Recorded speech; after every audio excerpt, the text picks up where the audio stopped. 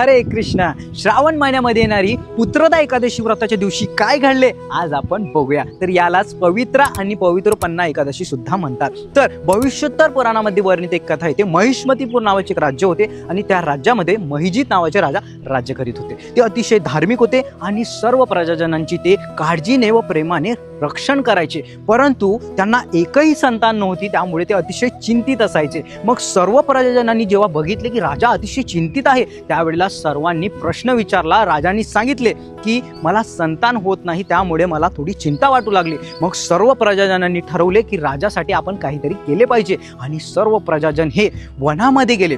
वनामध्ये जात असताना त्यांना लोमश ऋषीचे दर्शन झाले आणि लोमश ऋषींना ते विनवणी करू लागले की आमच्या राजांना एकही संतान नाही, म्हणून ते दुःखी आहे, त्याच्यासाठी एक योग्य मार्ग सांगा. मग लोमश ऋषीने सांगितले की जर या श्रावण महिन्यामध्ये येणारी पुत्रदा एकादशी व्रताचे पालन करणार तर नक्कीच त्यांना पुत्रप्राप्ती होणार. तर अशा प्रकारे त्या राजांनी या पुत्रदा एकादशी व्रताचे पालन केले. भगवंतांची प्रेममय सेवा करून भगवंतांची पूजा अर्चना केली आणि भगवंतांना प्रसन्न केले, तेव्हा त्यांना पुत्र प्राप्त झाले. तर अशाच प्रकारे मंडळींनो, आपण सुद्धा या एकादशी व्रताचे पालन केले पाहिजे. भगवंतांची पूजा अर्चना करून भगवंतांचं नामस्मरण केले पाहिजे आणि तुळशी महाराणीची सेवा केली पाहिजे आणि शक्य असेल तर आपण तीर्थस्थळी जाऊन स्नान केले पाहिजे. अशा प्रकारे आपण या एकादशी व्रताचे पालन करावे. हरे कृष्ण. धन्यवाद.